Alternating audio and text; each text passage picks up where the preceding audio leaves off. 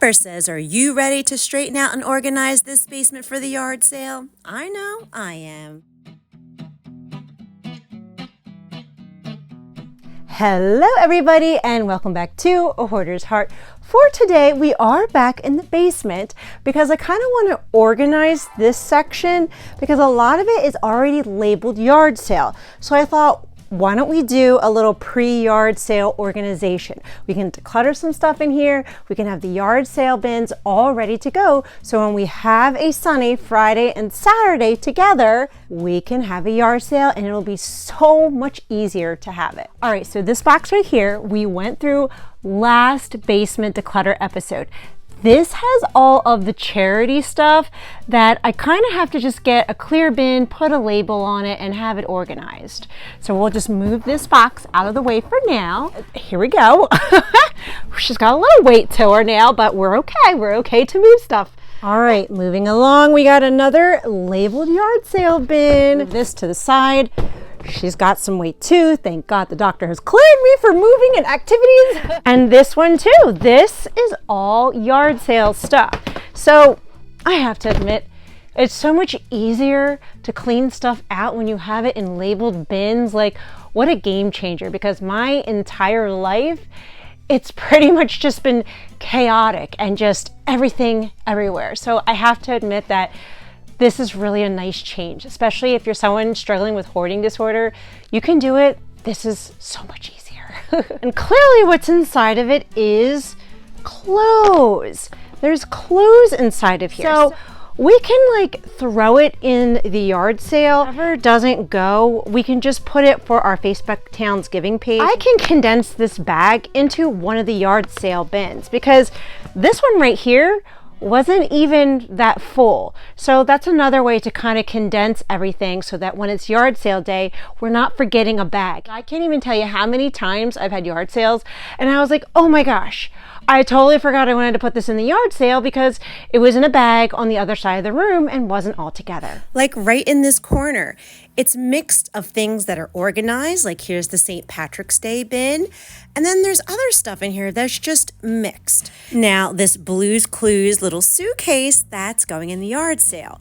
But the rest of the stuff in here is just a mixture of the most random things. Now, I wasn't planning on this being a decluttering video. I was really trying to focus on the organizational part of it, but that's okay because every video we can find something to declutter and let go of. Every decision we make to let go of something each and every day clears out a new spot in our house, and everything that I'm seeing in here we can totally let go of. And these are our old sheets, but I think I'm going to contact the animal shelter and donate to them because they're always looking for that. And this box is a tossy, and underneath of that, we have a new organizational bin to use. And guess what these two bins over here are?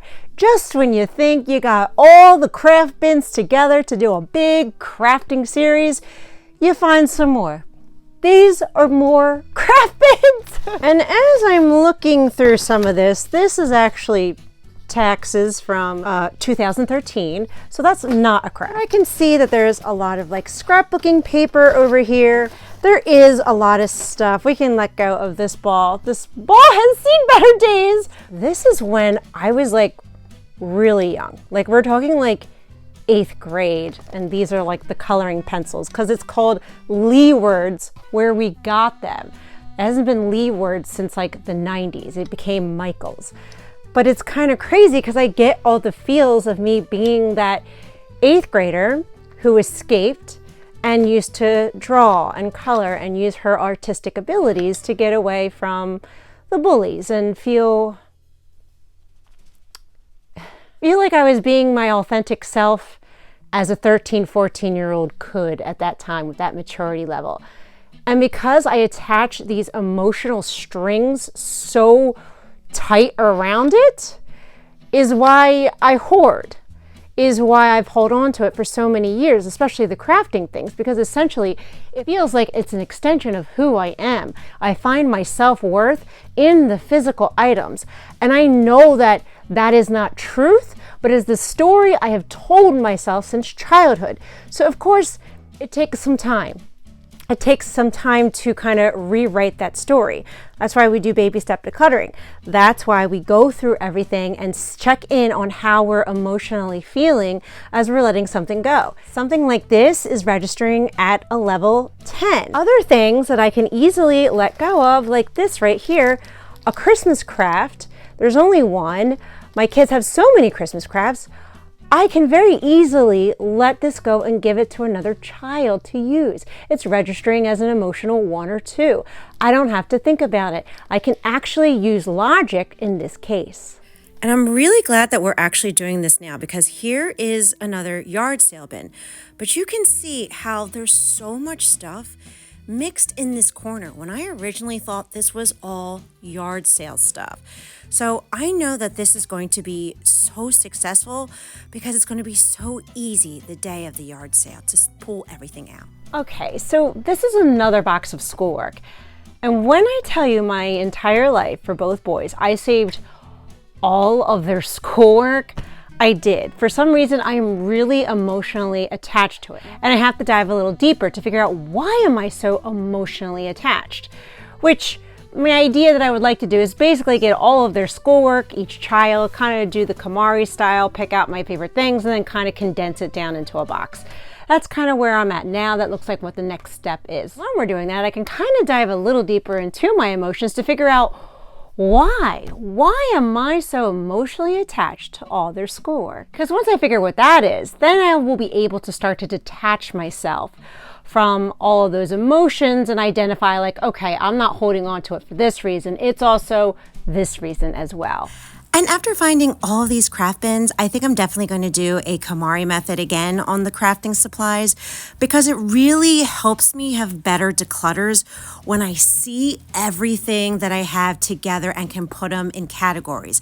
Because when I do it separately, I don't declutter as much because it almost feels like, well, I don't know everything that I have, so I'm going to hold on to it. I need to visually see everything to make an accurate decision. These are some of the decluttering styles and strategies that work for me, because I am a recovering hoarder, but I will always have hoarding disorder. There's no cure for it. I can't completely eradicate it from my being. But what I can do is that I can start to modify my behaviors. I can start to change the inner story in my head, and it can start to become easier to let go of things over time. I have been consistently changing my baseline of comfort, right? I was a level 4 hoarder, well on my way to a level 5. This house was full to the brims. But each week we took that time to adjust the baseline, to clear something small out, and that became the new normal. I'm finally becoming more comfortable and peaceful with open spaces, because before, open spaces registered as being alone, by myself, isolation, barren, poverty. It represented all of that in my heart, but now it's not. I'm happy being organized. I actually got a bin to put all of the charity stuff in together, and enjoying being organized, enjoying the open spaces and labeling and being organized. Speaking of open spaces and being organized, let's take it to the other side of the basement, because this back corner over here, this is all yard sale stuff too. So I am praying that we have a sunny Friday and Saturday together, because the moment that I do, we're having a yard sale. And this whole entire back section of the basement will be opened up, and I am really excited for that. And I was not planning on showing you guys a tossy pile for this episode, but why not? We got rid of some stuff, and you know what? I'm really happy, and we're gonna recycle it as best as we can. And now we'll give this back corner a quick little sweep. That way it feels like we completed the task, so that me and Miss Pepper can show you the more organized front corner of the basement. We now know where all the yard sale bins are. So that way, that Friday, when we pull out the tables and we pull all the tubs up and start to organize it, we'll know where everything is at.